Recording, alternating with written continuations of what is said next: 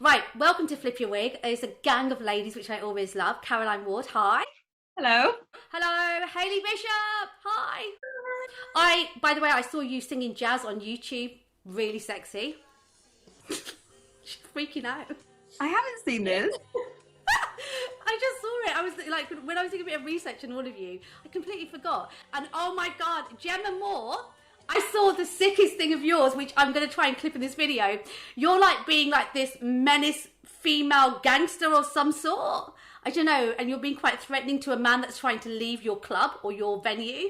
Oh, I know what that's from. That was like my first bit of written work. Please don't share that. Oh, it lives on YouTube. Caroline, you're lucky I've not found anything for you yet. And Emma Louise Webb, hello, how are you?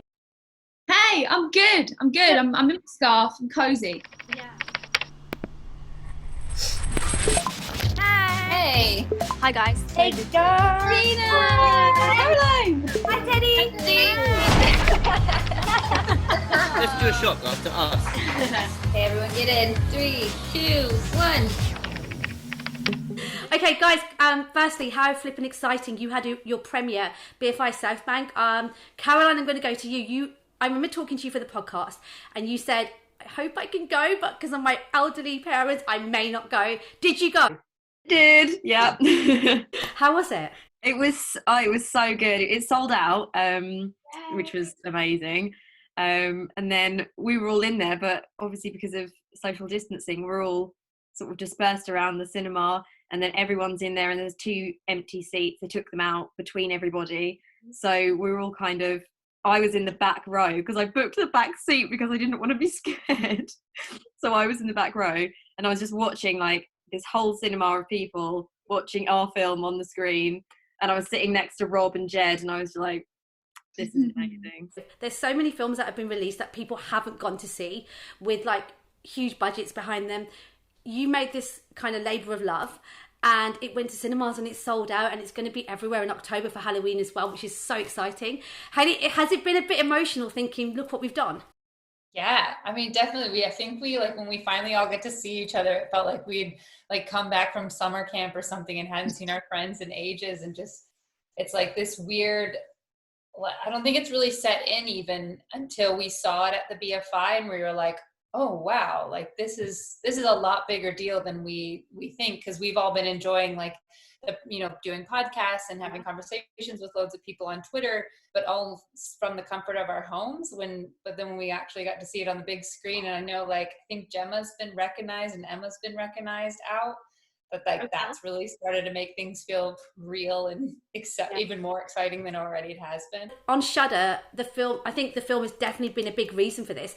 1 million subscribers worldwide are watching this film as well, and I think that's awesome. Like for you, how does it feel to think this little film that you all made has taken off so much? It sounds really cliche, but it was, I think, beyond all of our wildest dreams that it was going to go down this well. And it really was like a labour of love, and we all really poured our heart and souls into it. And the fact that people were enjoying it, for me as an actor, that's all I've ever wanted, to do something and be part of something that people really connect with and really enjoy. So it's been amazing. I've never done this over Zoom. Obviously we're not physically together, but there's no reason why spirit can't communicate over the internet. What was your favourite bit about shooting it for you?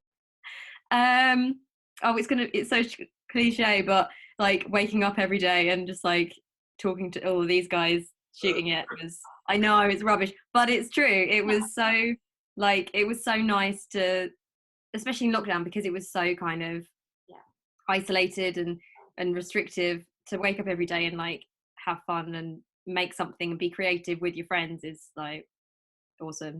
I think my favorite bit of shooting it would have been doing the stunt and then getting to see kind of all the stunts that came out of it at the end, just because that was like, I've never gotten to do a stunt before or done anything like that. So it was like I got to learn a new skill while doing it with my buddies, and then like getting to show everybody it at the end was really fun, and seeing what everyone else had created, because we didn't know anything going into it, like how everyone dies, we don't know. Until we saw it, so that was. I love it. She just like completely just spoiled it for everyone, like how everyone dies. It's okay. Nothing's gonna happen. Visualize us sitting in a circle. Spirit, we invite you to use us to pass on any communication. I really think people should expect a lot of fast pace, like they're just going to get swept up in this whirlwind of sort of chaos. So I think people need to strap in when they watch it, because it's going to be like a quick 57 minutes. And you're a bit of a protagonist in some ways, even though you're a sweetheart. Watching yourself as a bad girl on screen, did you like look around and see if people were like booing you a little bit? Like, because you're in the cinema, aren't you? You're probably thinking there were moments that were like, no, what is she doing? Yeah, there was a lot of like, I think there was a lot of laughter towards me being a bit of a douchebag, but I've had it more on Twitter. Everyone's being like, Team Gemma, or it's Gemma's. Every now and then I get tagged in a post being like, it's Gemma's fault. And I'm like, oh God, what did I do now? And then I'm like, oh, it's Gemma, host Gemma. What was that? Amy, was that you? I heard it. I heard something. I think there's something here. Do you see that?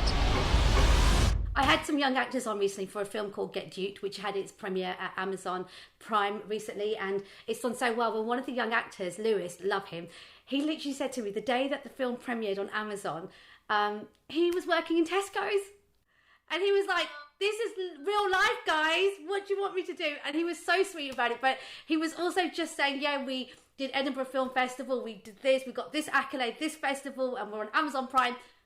But I'm also working in Tesco's to pay my bills. How has life changed? Caroline, I'll go to you, because people are probably looking at all of you lot now thinking, this is it. More auditions, more opportunities. I hope that's going to happen. Has it already? Does it feel like things are changing? Very slightly, yes. I mean, it's a very different industry at the moment, because it's very sort of stunted, because pretty much no productions are happening. Things are starting to pick up, and I think we've all had auditions since the film, which is like obviously really great. But in terms of like day to day, I'm currently working from home on my day job, doing spreadsheets, pays the bills. So I'm doing that, and it was really funny, because when we found out about the cinema release was announced, I was literally in the middle of like the biggest report that I do in my job, and it was so stressful, and I was so overwhelmed with all these numbers. And then we had the cinema release, and I was like, this is what? It was so, but it's a funny year, because obviously everything that's happened, it is very much so many of my friends who, regardless of what types of jobs they do, are finding themselves unemployed at the moment, because the jobs are just going because of the year. And to then have been able to be part of a production like this you feel very fortunate to have had this opportunity, especially at this particular time. I think it's also been really inspiring for a lot of us watching you guys, because I think Rob said when we first had you guys on the podcast that you're all friends and you've all networked and grown together and kept in touch and nurtured each other, so that when you want to do things, I know you all run your own production companies. Congrats to you guys as well, Gemma, Caroline. I saw a trailer go up for your Sure, I think you've got it in festivals or something happening, which is great. But I think a lot of people looked at what you guys have done and felt really inspired by it, Hayley, and thought, even though we're all struggling, these guys have got together and made something happen. Yeah, I think I've definitely like noticed, even just my own collective friend group feeling a bit more inspired to go out and do something, or looking at the tools they have in their homes and being like, well, what can we make? What can we do? I've had a few friends who have shot little things on iPhones that are actually like really good, and you would have never considered that as a medium before. Mm-hmm. Versus now we're looking at our phones, and maybe if we hear how easily we can access a couple of lights, or like what we can do to just have a play at home. And then because everybody's kind of sitting still on Zoom and still in working from home, there is still like this nice access to people that you wouldn't normally have. So like we can connect with people on Twitter. I think Caroline did a reading on Zoom recently for like a really big project, and it has felt good to see people who are like feeling really down about the industry, but then see host and get a little bit of a pick me up to just be like, okay, it's not, the year's not dead, or like the you know, we don't all need to just like take a time out because nothing's happening. We can find other ways to be creative. Emma, that's funny. And Gemma, your crew, Rob and Jed and the rest of them have got themselves a nice little deal over at Blumhouse. Look at Hayley. I hope you guys are going to get roles. That's what I thought straight away. I was like, I hope they're going to get roles. It's such an awesome opportunity for them. I'm so happy for them. How does that feel? Because it's like they're your mates and they've got this huge opportunity now. It's a mate. Do you know what? It's so wonderful to see your friends doing well, because you know how hard they work and how hard, like, you know, like you're saying, we all work part-time jobs. I do like a nannying job, and you know, we're not ashamed of that because we've put the legwork in behind. And then so when you see that pay off, you really go, this is, you know, this is worth it. And a lot of people who I speak to who aren't in this industry, a lot of the time they, you know, some people can even be joking about, oh, you're going off to acting, you know, do you know how hard that is? And you're like, yeah, I do know how hard that is. And you know, Jed and Rob have always known how hard that is.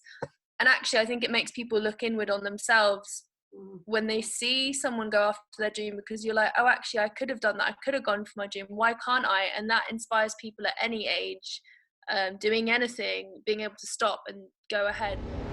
There's something. You know, we've connected with something. We gotta keep going. We gotta talk to it.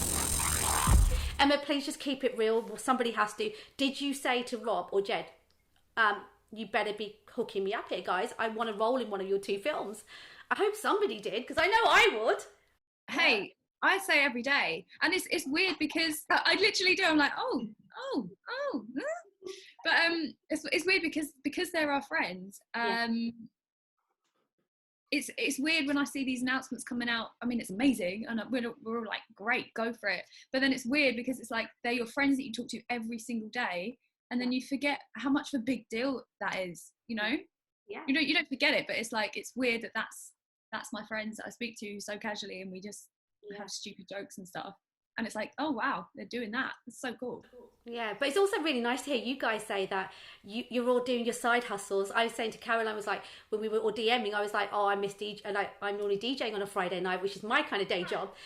Yeah, nobody can DJ at the moment. Pardon? I thought this was a party. Where's the music? we're gonna have like an after party at some point. We'll do one for you online, but it's really nice to hear you guys be so frank and open about it, and not hold any shame with, we are hustling, we are actors, but we also haven't got egos. We can do real jobs, because I think some people that are in our industry in different areas feel almost embarrassed, and they sometimes struggle and don't go out and find a job to pay their bills because they're waiting for that job because they think they're going to be judged. Kaylee, you're nodding away. Like, we all have friends that are like that are in the industry. I think there's a kind of a weird stigma that like people, you know, who aren't in the industry look at actors and they see, you know, the Brad Pitts and the Jennifer Anistons and the A-listers that are getting paid millions, and forget that they're like the 0.1% of actors that are at that level, where most actors, you know, you can work you know, we've all booked decent jobs and have a nice resume and stuff, but you forget that, like, unless it's coming in really consistently, you need something else to pay your bills. And this year has not been consistent for anybody. So it's, you know, of course we would have to get jobs. Of course we would have to be, you know, finding ways to make money. I think everyone kind of has a real side hustle. And it would be, I wish we talked about it more, because there is some, you know, a lot of times I remember when I was back in LA and I was waitressing like everyone does, or I used to work on The Voice and I'd have like a real day job, and you'd say I was an actor and people were like, oh yeah, but you're a waitress, or you're a PA, or you're this, you're that. You're like, well, no, you get to be both. Like, it's okay to go, I have to pay my bills and I want to have a certain lifestyle and also chase my dream. And until those match, like, there's no shame. So me and Jed were walking around the high street the other day, because I was literally going in every shop like, hey, can I work here? Like, Jed was coming around with me and he was helping me, bless him. Yeah, but I think like it's really interesting because rest in peace Chadwick Boseman, but it was really interesting that he had his moment in his late 30s. You know, he worked so hard doing all these different roles, TV, various things, and then the right role started coming and he didn't give up. And I think that there's something to be said for that, because I think, Gemma, you said doesn't matter how old you are, and I think that is important as well, because sometimes we think if we don't do everything by the time we're 21 or 24 or 25, we set these limits to ourselves, like certain times in our life we've got to hit everything or else.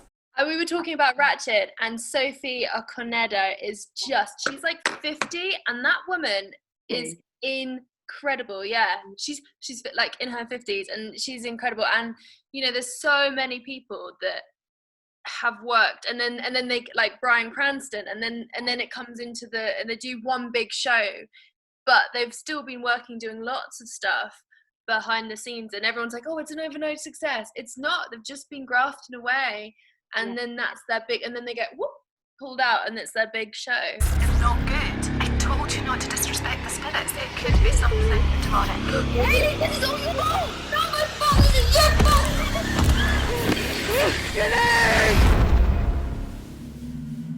Emma, turn the filters off. Come on.